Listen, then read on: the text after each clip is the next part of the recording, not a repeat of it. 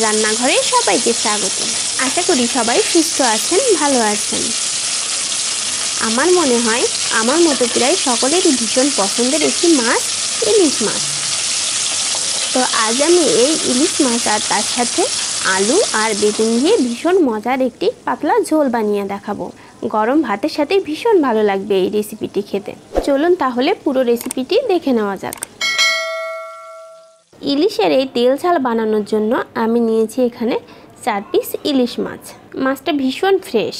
মাছটাকে আমি ভালো করে ধুয়ে জল ঝরিয়ে নিয়েছি। আর টোটাল রান্নাটা করার জন্য আমি খুবই কম মশলা নিয়েছি। এখানে আমি নিয়েছি 1 চা চামচ হলুদ গুঁড়ো, স্বাদমতো লবণ, ফোড়নের জন্য নিয়েছি 1/4 চা চামচ কালো জিরা, 2টো শুকনো মরিচ আর একটা তেজপাতা, আর নিয়েছি একটা আলু আর একটা কালো গোল বেগুন। এই কালো কালারের বেগুনটার স্বাদটা একটু বেশি। এই দুটোকে আমি লম্বা লম্বা ফালি করে কেটে নিয়েছি। আর নিয়েছি 5-6টা কাঁচামরিচ। এবার আমি মাছের পিসগুলোকে সামান্য হলুদ গুঁড়ো আর লবণ দিয়ে ভালো মতো মেখে নেব।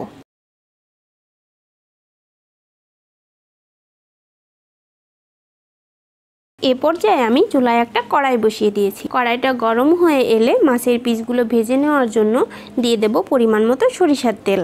ইলিশ মাছের সাথে সরিষার তেলটাই ভালো যায়, বেশ ভালো একটা গন্ধ আসে, খেতেও ভালো লাগে। আপনারা চাইলে এখানে সয়াবিন তেলও ব্যবহার করতে পারেন।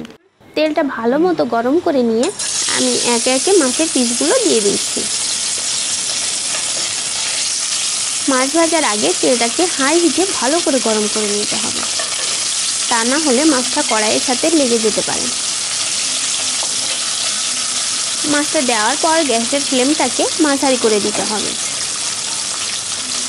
আর ইলিশ মাছ এমনিতেই তৈলাক্ত, ভাজার সময় তেল ছিটকাতে পারে, তাই সাবধানে ভাজতে হবে। মাছটার এক পাশ ভাজা হয়ে গেছে, এবার সাবধানে উল্টিয়ে অন্য পাশটাও একইভাবে ভেজে নেব।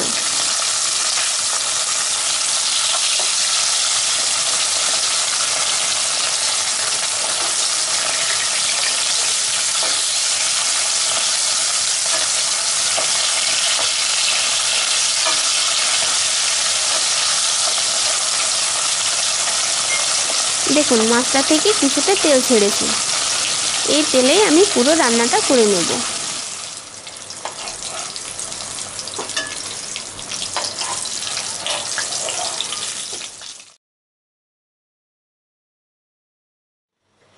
তেলের মধ্যে দিয়ে দিচ্ছি 2টো শুকনো মরিচ। মরিচটাকে সামান্য একটু ছেড়ে দিয়েছি যাতে ঝালটা একটু বের হয়। মরিচটা একটু ভাজা হলে কালো জিরে ফোড়ন দিয়ে নিচ্ছি। তেজপাতাটাকে মাঝখান থেকে 2 টুকরো করে দিয়ে দিলাম। এবার দিয়ে দিচ্ছি কেটে রাখা আলু বেগুনের টুকরোগুলো।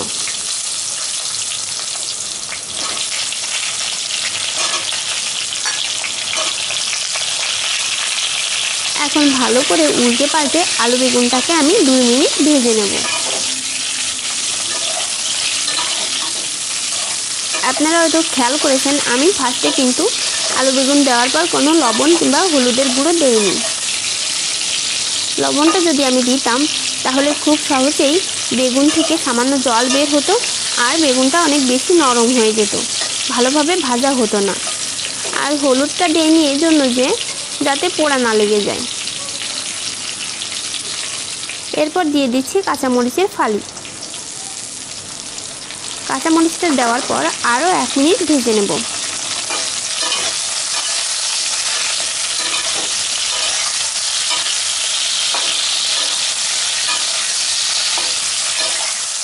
আর এই পর্যায়ে অ্যাড করে দেব 1/2 চা চামচ হলুদ গুঁড়ো আর স্বাদমতো লবণ।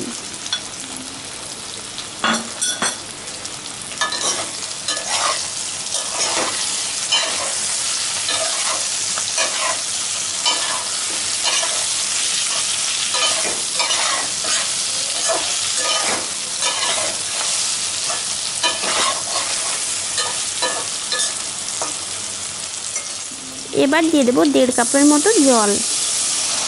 বেগুনটা বেশ ভালোই সেদ্ধ হয়ে গেছে, তাই বেশি জল দেওয়ার দরকার নেই। এখন একটা ঢাকনা দিয়ে ঢেকে 5 মিনিট রান্না করে নেব। 5 মিনিট পরে ঢাকনাটা খুলে আমি আগে থেকে ভেজে রাখা মাছগুলো দিয়ে দিচ্ছি। মাছের টুকরোগুলোকে একটু ঝোলের মধ্যে দিয়ে দেওয়ার চেষ্টা করছি, যাতে লবণ ঝালটা মাছের মধ্যে ভালো মতো ঢুকতে পারে।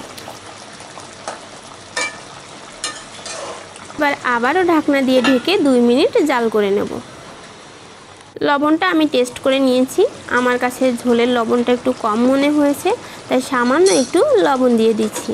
আপনারা লবণটা আপনাদের স্বাদ মতো দিয়ে নেবেন। এবার সামান্য একটু ভাজা জিরা গুঁড়া দিয়ে দিচ্ছি।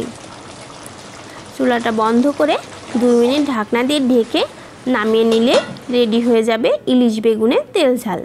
এবার গরম গরম পরিবেশন করার পালা। দেখলেন তো কত সহজেই অল্প মশলায় তৈরি করে নেওয়া যায় ইলিশ বেগুনের এই তেল ঝাল। খেতে কিন্তু দুর্দান্ত। আপনারাও বাড়িতে ট্রাই করবেন। কেমন হয় আমাকে কমেন্ট বক্সে জানাবেন। সবাই ভালো থাকবেন। ধন্যবাদ।